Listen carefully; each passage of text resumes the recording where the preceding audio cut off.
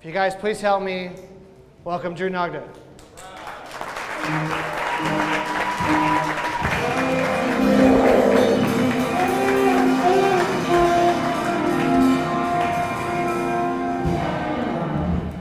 Testing. All right. Cool. Good? We're live. You hear it? Okay, we're live. We're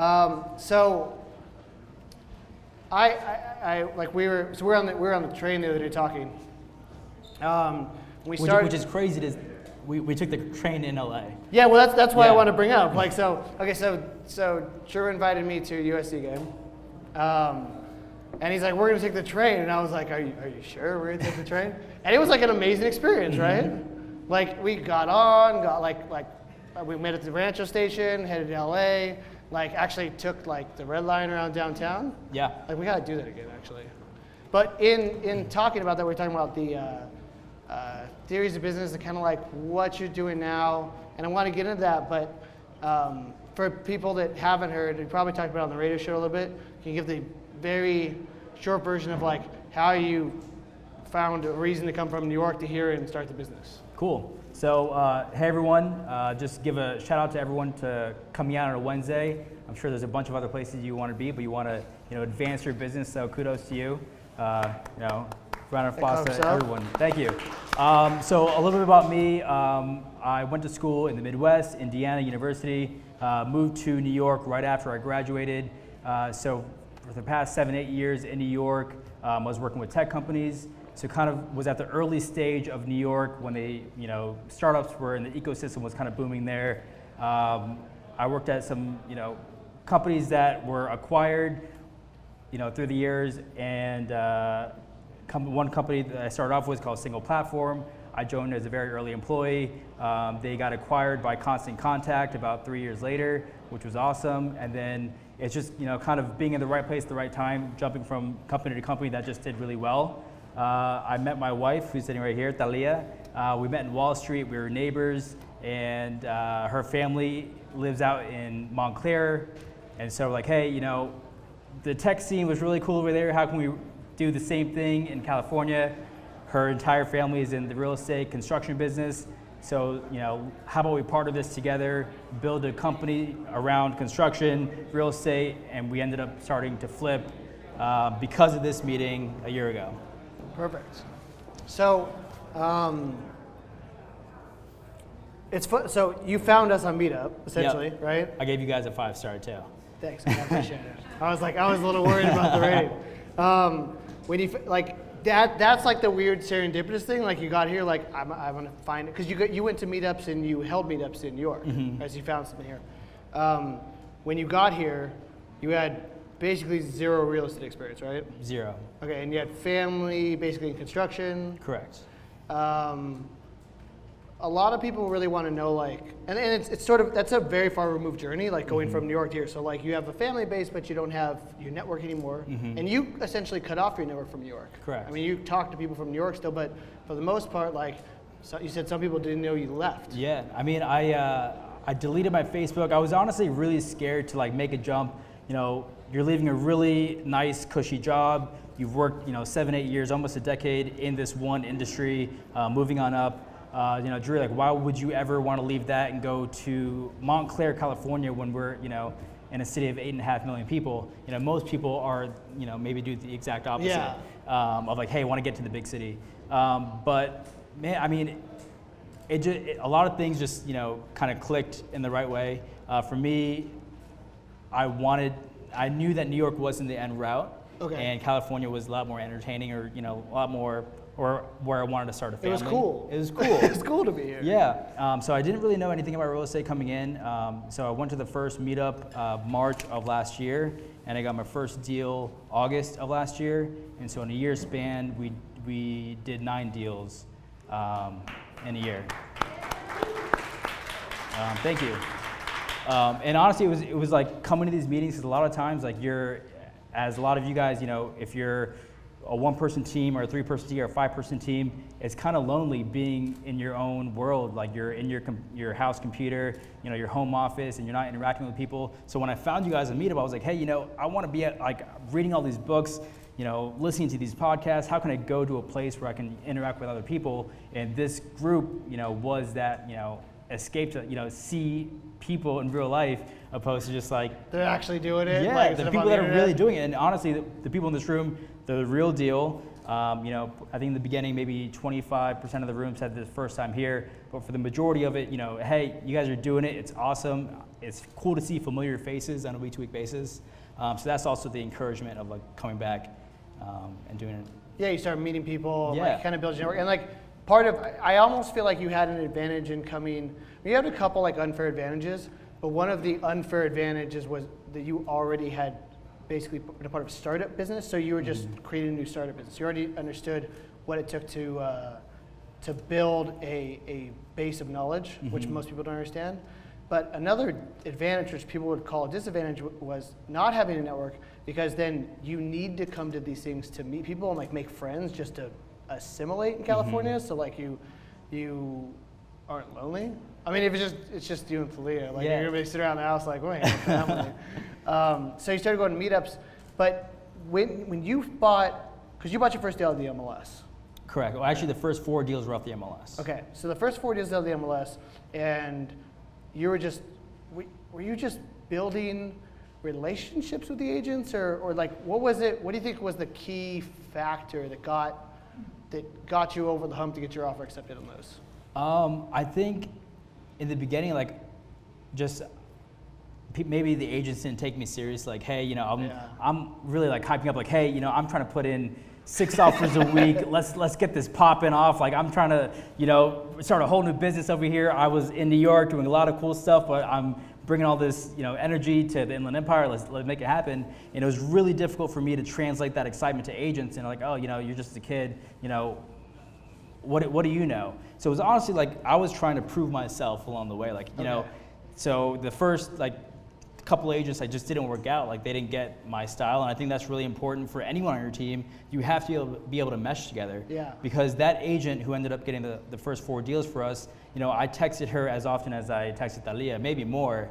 Really? Yeah. I mean, it was just like constant like, hey, here's the address, here's the offer price, here's the EMD.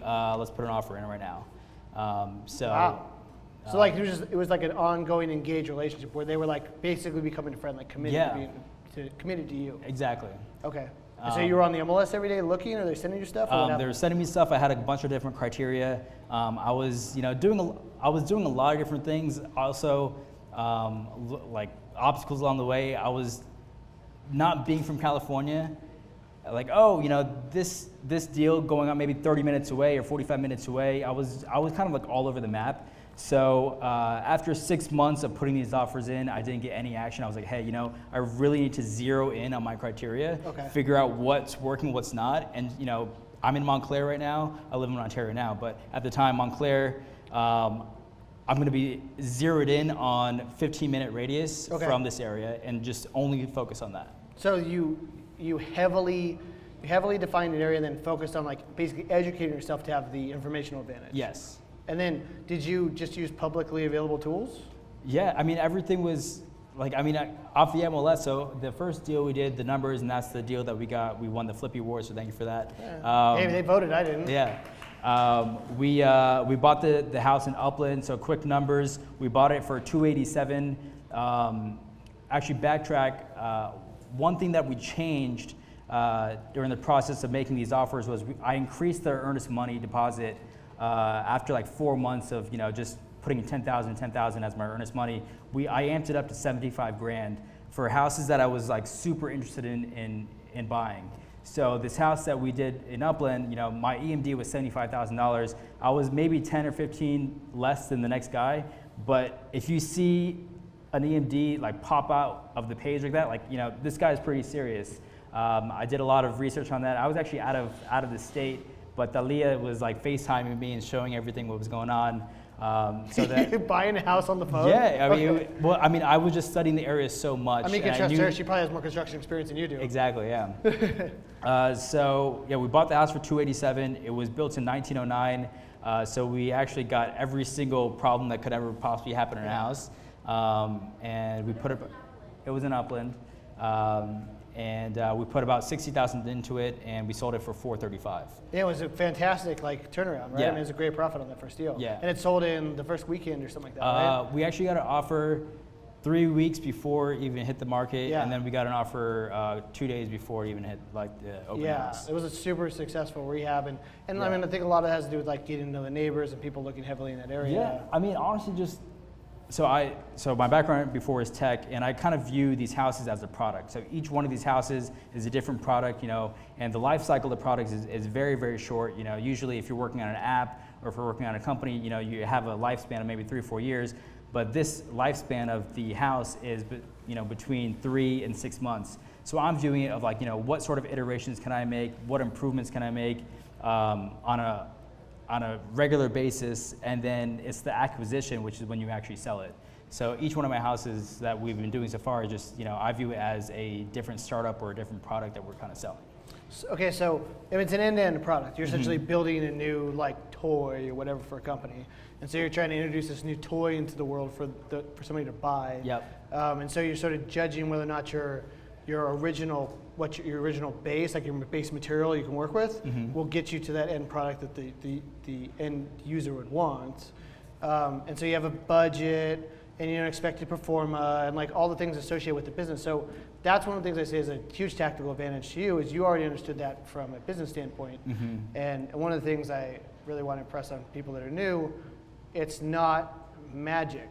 Like, you literally just taking exactly what you do in any other business and applying it to real estate. Yeah. And I mean, to the point where actually now we've been talking in, I mean, it was a business plan in the beginning, right? Just go out and meet people and find deals. But now it's like turning into an actual structure, right? I mean, you're building a company. Well, I mean, I think, so I was actually reading on the meetup, a few people had the comments of regarding contractors, how to find general contractors, how to make people, you know, finish projects on time. I think one of the questions was, so right now I'm in the phase of building my team. So in the beginning, you know, a year and a half ago, it was, you know, hey, we're going to be flipping houses. But now it's kind of a year and a half later, we're building a construction team. I have 12 people on my team right now. And I'm always thinking about, hey, why would someone want to work for me?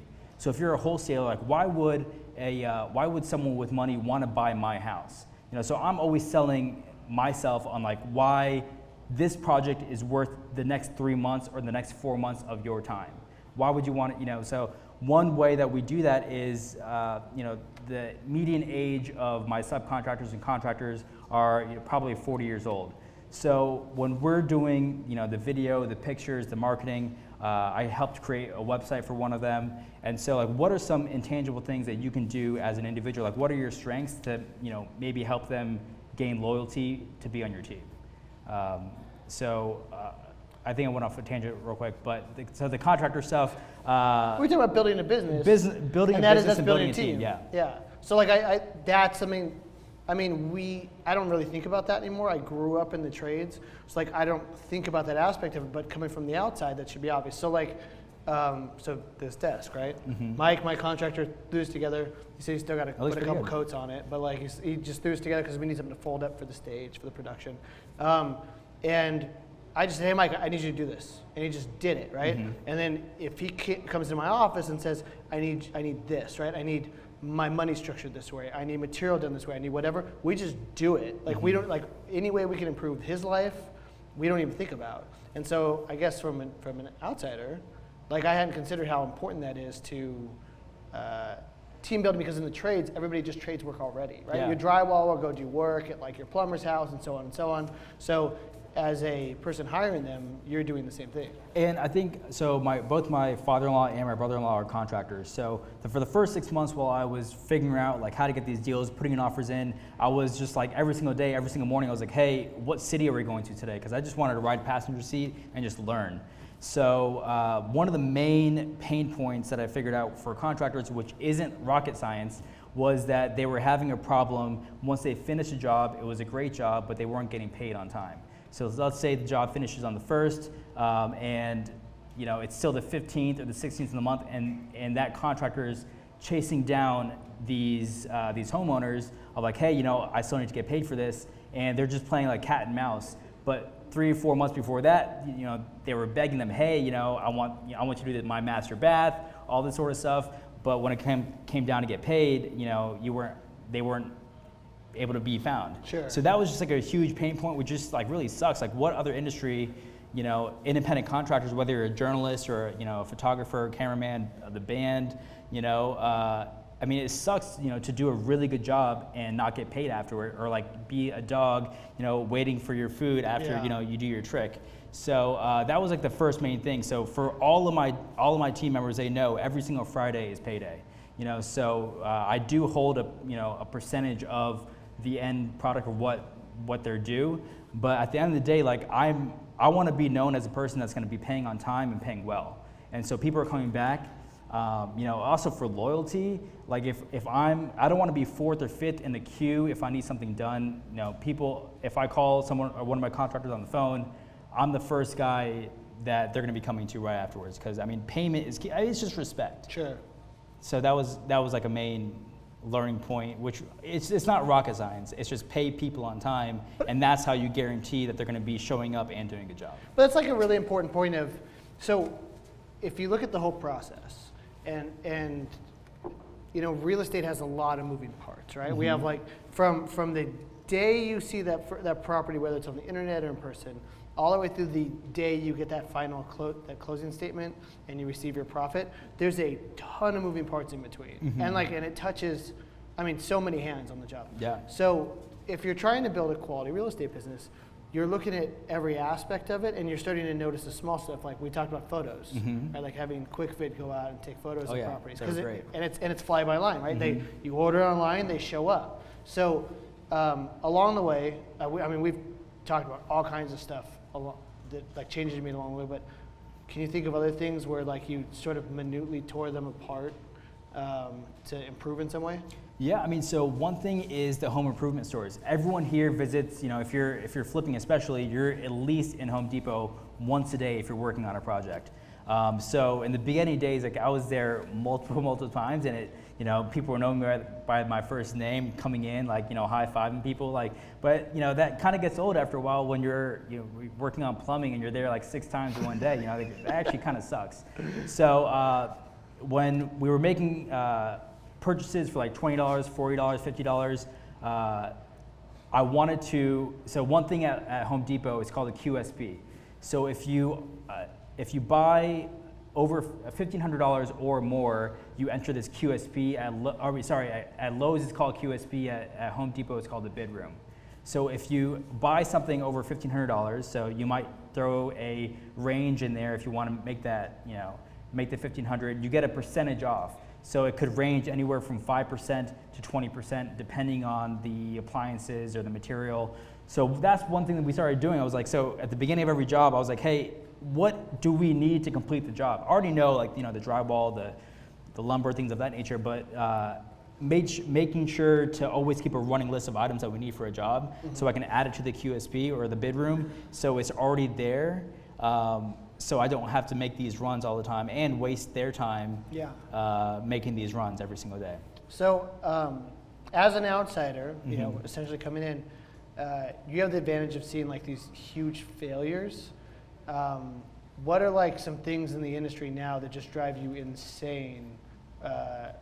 They may still affect your business every day. Like what are some things that just seem to, no matter what you do, disrupt the production? Whether that's purchase, okay. whether that's construction, whether that's on the resale, like basically where are people not doing their job and like it seems to be okay?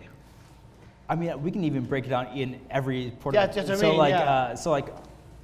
I think that like flippers, they generally get a bad name. I think real estate agents as a whole, they sometimes get a bad name. I think that the people I think if you just care about your job and you care about the process, you're gonna do well in any realm of the real estate world. So for example, I've had like really, really bad agents when I'm trying to put in offers in, and they just don't know really anything what's going on with the process. They don't know how many bedrooms there are, or if the tenants are actually gonna be living there or not living there. It's just kind of frustrating in that realm when you have an agent that's not necessarily competent. But I've had some really, really awesome agents. And actually, because of the bad experiences, Thalia got her agent license. So now we're kind of, everything's more in-house now. So. Do you find that happening? Like, did you bring in more, every time you find a failure, you sort of bring it in-house? Yeah. Okay, so like if you're like, I cannot get somebody to hold a proper open house, right? Because Thalia's been doing them? Yeah. Well, I mean, so the open house is really interesting. So going back to this house is your product. And you know, you put your sweat into it. It's a beautiful project. You stage the house and whatnot. And you don't want to just hand over the keys to anyone and just let it ride. Like, all right, they're going to sell my house. I'm just going to trust them with all the work I just did. So one thing that we were doing, I was telling you before, for our open house, I didn't want any sort of any prospective buyer to come in and wonder if it was real granite that was on the countertops, or if this was laminate, if it was real wood floors, or if we redid the drywall. So I actually viewed it as like a museum. So people walked in, and I printed out these play cards, and I taped them to the wall, and so with blue tape. So I taped them to the wall, and so I made sure that there was no question if someone's going through the house, like, oh, is this a real countertop? Is this, you know, are these real wood floors? Did you put is this the new electrical panel? So every touch point in the house, there was a sign that kind of showed the way, like, hey, you know, this is what we did. So even if the agent was, you know, not necessarily doing his or her job right, if she was busy with someone else, they could go along the process by themselves. Yeah. And people sometimes don't want to talk to an agent while they're viewing the house. And so this was a way for me to showcase what I was doing without making sure the story was set. So like agents tend to, because of that I guess problem, that the as an agent's job becomes more and more obsolete, the agents try and interject themselves. And we've seen this because we have camera systems in our homes and we're selling them. So like the agents will say negative things about your property. So it's almost like that cue card is telling them like, no matter what somebody tells you, we put a new kitchen in. We put a granite in. And we also, we pasted the permits on the wall because. Oh, really? Yeah, and so, I mean, I paid for the permit, so might as well, I made a copy of it and put it on the wall. I mean, I don't know if it made a difference, but we sold the house 2 days before the open house, so. Okay. I mean, if you did it, might as well show it for it, you know? So, for sure. And something like the HVAC unit, you know, letting them know like, hey, this is brand new. They're not gonna read this giant 2-paragraph thing on your flyer. I mean, they may, but don't leave it to chance. Yeah, because they're gonna feel it as they're walking through, like, oh, I noticed it feels cool in here, but like, and as they pass the HVAC cabinet, like, oh, new system, open this door up. They may never even open the door to like the HVAC unit. So. Yeah. Okay. So I don't leave anything to chance. I guess that's the real theme then in your business model now. You just don't leave anything to chance. Exactly. So when you did your first deal, were you still trying to find deals while you're doing the first remodel? Definitely. Okay, and how did you, because now you have an ongoing project, how did you start dividing your day in order to make the offers and stuff still? I think it's just, you know, there's a lot of time in the day. You know, it's just there is, but I mean, you know, so I mean, it's really about. I mean, I'm just all in. You know, so I wake up in the morning, and so at that time I was living at my in-laws' house. Okay. So I moved from New York. I had my own apartment in Brooklyn. It was awesome. I had a doorman. It was a luxury building, and then we moved into a spare bedroom at my wife's parents' house. And he was also our contractor. So it was just like 24/7 nonstop. So I mean, we wake up, I'm having breakfast with my contractor, who's also my father-in-law, and then we go to the job site, and then we're doing this whole thing all day, and I'm learning a bunch of stuff, and then we go back and have dinner, and I'm also with the family. So it was just like really, really intense. Okay. And so it was just like nonstop, 24 hours a day. But I mean, so like you're immersed. So like so here's what happens a lot. A lot of times people get a deal, and then they get involved in the construction. And so like you hired a contractor and like you're on the job, but you're learning on the job essentially as your purpose for being there. You don't have the trade, you don't have that skill at all, or at least yet. And so they forget about marketing. So like one things I'm always trying to convey to people is like, continue to market, continue to put yourself out there. How did you, like, I don't know if you remember, I mean, it's been a little bit, but how did you think about that? How did you think about like, I consciously need to be doing this every day? Well, I come from also like a sales background, so it's always be closing. Yeah. Always, and if you're a startup, you're always be raising. Yeah. Yeah, and you run out of money quick. And so, and also the third portion of it is always be hiring. So those three things are always in the back of my head. So even if I have a great plumber right now, I have number 2 and 3 on the bench. If that guy is out of town, he goes on vacation, he's sick, number 2 is stepping up. And the reason why number 2 wants to step up is because I pay every Friday. And so, there people are always calling me like, hey, how can I, come off the bench? Oh, so they want the job because they're being treated well. Exactly. Okay. And I think, honestly, showing a little bit of empathy in the construction world really goes a long way. Yeah, I agree. And just caring.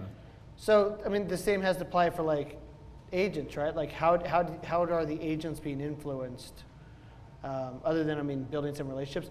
Did it get to the point where you're in construction and then like the agents you had started nurturing in the beginning just kept calling?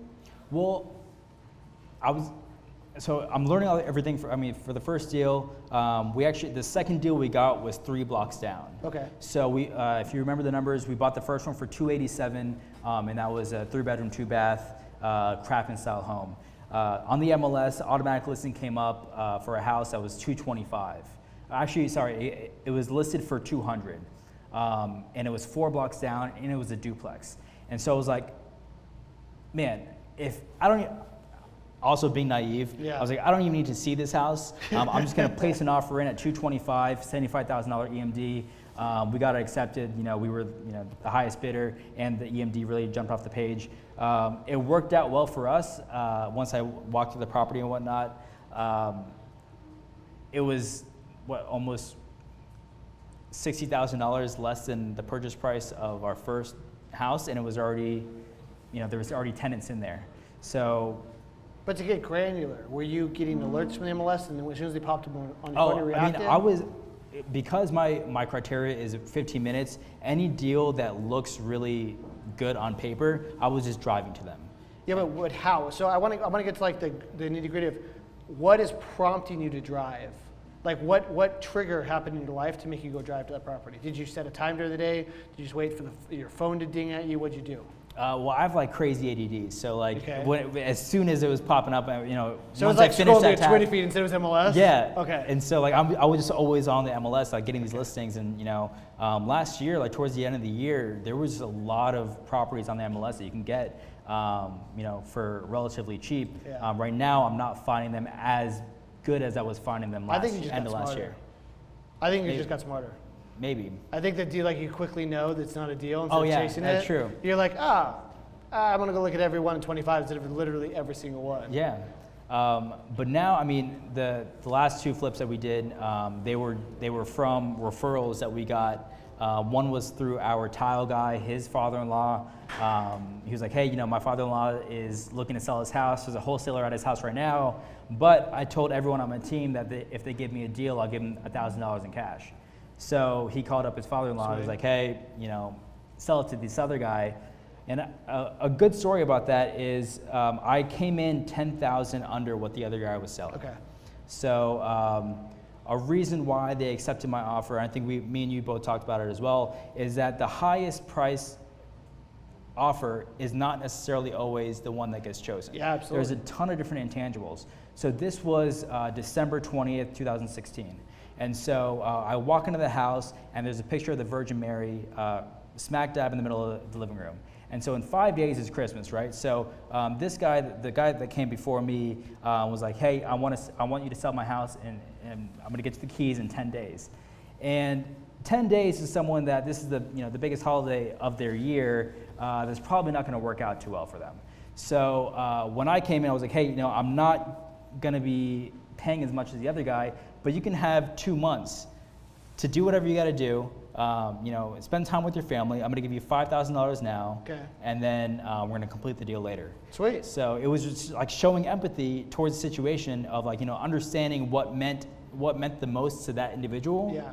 Which actually was just time during the holidays to spend with their family, even though they were going through some tough things financially. So you bought them Christmas and you bought them time. Yeah, So I gave them $5,000 to have a good Christmas. Yeah. And then I bought their house. It's literally, like, so I think when you were telling me this, I was telling you about a guy down the street here, and I went to his house. He said, everybody came here, told me I have to leave tomorrow. And I said, how much time do you need? He said, I need 4 months. I'm like, fantastic. I just changed my offer to based on 4 months. And it didn't even matter him what the number was, as long as it was, he had 4 months to stay. Exactly. And he's still getting equity. And he was perfectly happy. And he called me again, because long story short, we did an option. I let him buy me out. I gave him the ability to buy me out. He called me and Todd was in the office. Year and a half later, hey, you still want it? And he called back, because we're the only one that was willing to work with him. 40 people must have walked through this guy's house. And you showed empathy. Well, he had a situation, right? And so now he'll call, he'll touch base. He's still trying to get us stay there as long as possible. But he's like, hey, I just give you a heads up. This is what's going on. And so because we did that initial option, we got put on his insurance. So we got the notification his insurance canceled. Well, now I know his circumstance, so now I call him again. Hey, how are things? How's life? Oh, it's okay. So you're sort of waiting for the time bomb to tick, but you're also helping them get what they need, which is time. Yeah. I mean, one thing before we're talking about the offer, one thing that I changed a little bit was creating a cover letter and making me pop up off the page. So, telling them hey, me and my wife just moved here from New York. Here's a link to our last project. We really try to help the area out. So, let's say that I was trying to buy someone's house that maybe their dad built or their grandfather built, and they don't just want some real estate investor to come in and just do their whole thing and just flip it, rather than hey, here's a link to what we did before. We're going to really improve the area. We're going to do a really good job. Here's some pictures of other projects. This is why you should choose us. And so at the end of the day, when you submit these offers, you're just a number to them. A way that we were able to jump out and still to this day get offers accepted on a pretty high percentage is because we create a cover letter. We have links and pictures and photos and the whole 9 yards of why they should choose us. And it makes you pop up off the page rather than just you're buying this house for $200 grand. I ran into this situation recently where I was dealing with an opponent with a lot of ego, right? And the one thing I noticed about somebody, and especially if you have very what's a word I want to use for family? If you have a family dynamic where it's very traditional, if it's strong male, stay-at-home female, kids in school, very traditional dynamic, there tends to be a lot of ego and I know it's not secret keeping, but don't worry about I got it from the men in the family. And by just having that cover letter, that gives them an excuse. It gives them the ability to say oh, I'm not doing this because of a failure. I'm doing this because this person's going to improve the community and I can't. It gives them the ability to disarm and say I chose this because.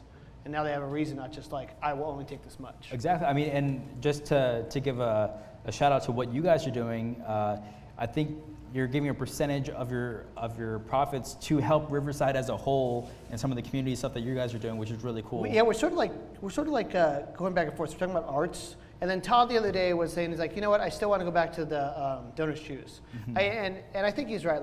We have this art project plan for downtown. We want to build a bunch, put a bunch of murals up around town to drive traffic, but in the end, it's going to help Riverside, but our original idea was to go to these different communities and give the money there, and I think we're going to go back to that. I think the DonorsChoose is probably the easiest way to give immediately back to a community. And you're buying a pitching machine for a softball team for the high school or whatever, and it's immediate, and it's not very much. I mean, you throw $2,000 from your deal at it, and then for the next 10 years, the high school benefits. Yeah. And we even think about staggering. So the elementary schools, their needs aren't as high. So maybe you throw $500 at the elementary school because they just need paper services. Maybe a middle school needs some sort of thing for a lab, and then high school probably needs something fairly expensive. So then you can give to all three, and literally the one that's in that school district of that house. I mean, one thing is, first of all, I think it's great. When we just finished a project in Colton, and the homeowners left all of their belongings there. Wow. They had a young daughter and all of her clothes. It was just a lot of crap. To me, it was crap, but it was what's the saying? One man's trash is another man's fortune or whatever. So this was a Friday that I walked the house. So over the weekend, we did like a makeshift garage sale, and I told every one of our teammates, I was like, hey, bring your families, bring your friends, whoever you want. Everything in the house is free. So just take whatever you want, sell whatever you want on OfferUp. There was TVs in there. There was like really good stuff in there too, but I just didn't want the hassle of just for the things for me. So I was like, sell whatever you want, make whatever you want. If you have a young daughter, take the clothes. We're going to donate everything to Goodwill, whatever you want to do. But Monday we're going to be throwing the rest of it away. Okay. And so just a way that instead of just throwing these items away, you can also try to give it to maybe just your team members or their families or friends or the neighbors itself. So people were super happy to come up with flat screen TVs or things like that. And I think it comes back to also loyalty of treating people well, respecting where you come from. And then it was cool at the end of it, once we sold the house or the open house, we were telling all the guys hey, make sure you bring your aunt, your mom, your dad, your son, your daughter, come to the open house, show them what you did over the past 3 months. You're going to work every day, you're busting your butt. Bring your family to the open house. I want them to see what you've been working on. It's really like you're taking every aspect of the business and seeing how you can apply community. Yeah. Like, I want to apply community to my agent. I want to apply community to my team. I want to apply community to the surrounding neighbors. I want to find some way to, because we're sort of divided, right, by our phones now.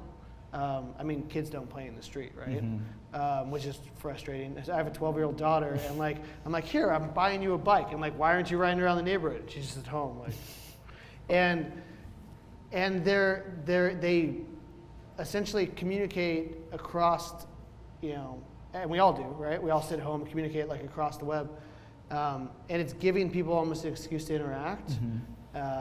And feel some sort of sense of closeness. And yeah, you're the hub of it, right? So you benefit the most from it. That's kind of like what this is. We benefit the most from being the hub. But every single thing you've said is a way of thinking about other people. Why do you think that, why do you think that became important to you? Did it become important to you at a certain point in your life, or was it always? Well, the last company that I was at helped build a co-working space. So imagine if you've heard of WeWork, basically a WeWork competitor in New York. We built 2 locations, and the tagline was community over everything. And so inside the co-working space, it can, at the end of the day, it's just office space. And so if you're not familiar with what a co-working space is, it's a large area. We had 3 different floors.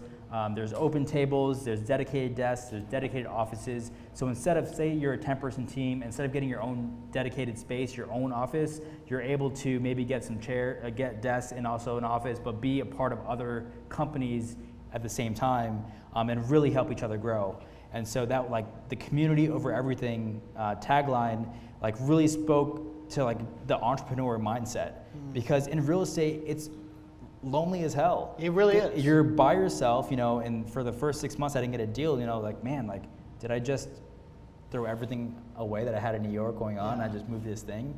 So it was persistence. This meetup, I'm not trying to gas Steven up because we're here, but this meetup was a chance for me to meet other people and just that are doing the same thing, like-minded individuals. So that's one of my things, is also surround yourself with people you want to associate with. The meetup's really important to us. We started the meetup for totally selfish reasons, and we had no idea the influence it would have. And I don't mean just by people that are coming here. I mean literally, it changed my life completely. It's changed Todd's life. I know it has. And we often joke we have 2 mistresses, right? We have because Todd's my other spouse, right? But we also have the club, the business that you love and that you go to and you give it everything. But then you have your spouse at home that you go back to as well, which you also want to give that same level of commitment to. And what's interesting is the community influences that. You find that in your relationships outside of the business or outside of here, that there's you find the shortcomings. You're this doesn't operate the same way my community does. How do I make my family also a similar community? And in an age where we just drone out to Game of Thrones for 42 hours, it's really beneficial. And I think that people kind of get the high coming to this thing. And that's why the accelerator started. Literally without you telling us hey, you can just open a door, the accelerator wouldn't have happened. Yeah, and it's the thing about that is it's not just one person. Yeah. Everyone has to buy into the to the notion of I want to help each other, because at the end of the day, Inland Empire is huge. Like in this group, like everyone has deals, people have money, like, and what you said, like community aspect of it. If you're doing it right, you're gonna make money. Like it just shows up.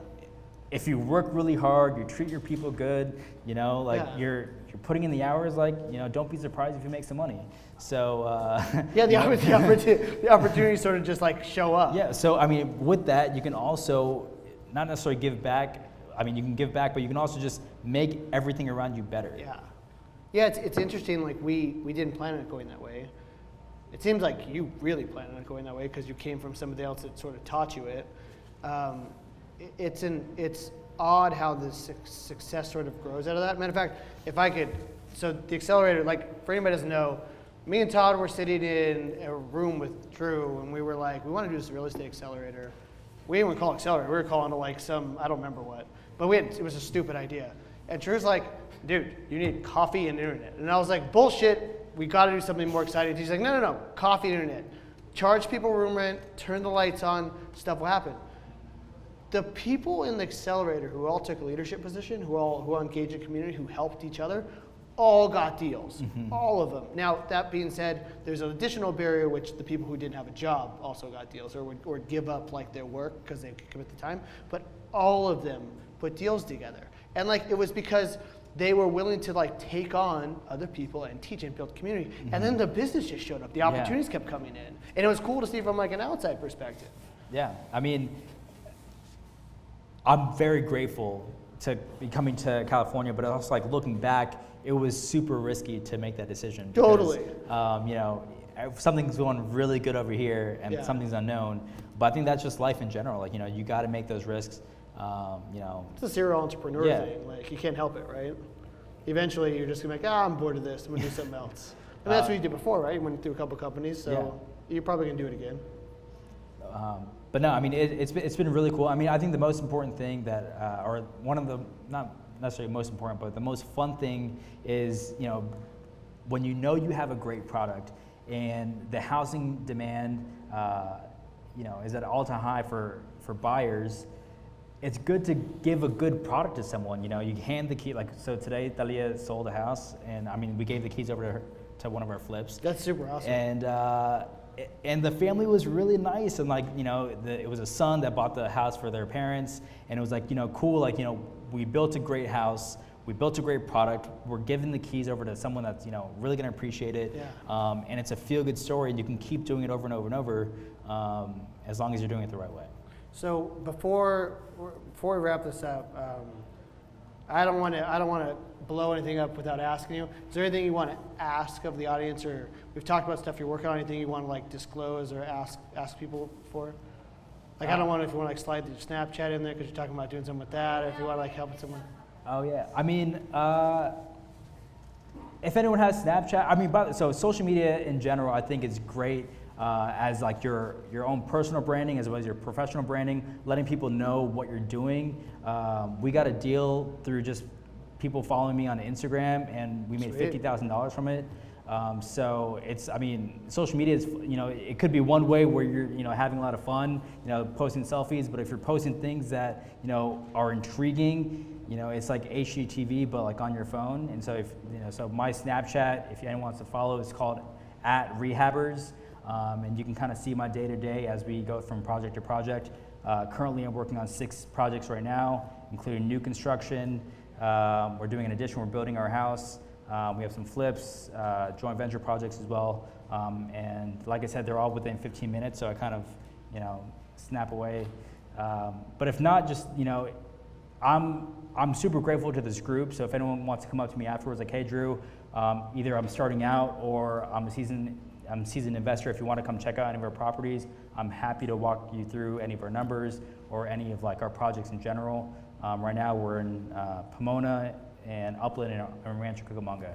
So honestly, I'm just happy to help. Thank you to Stephen and Todd for putting this together. But I think in a whole, it's community over everything. Just helping the community out. The pie is definitely big enough. Yeah.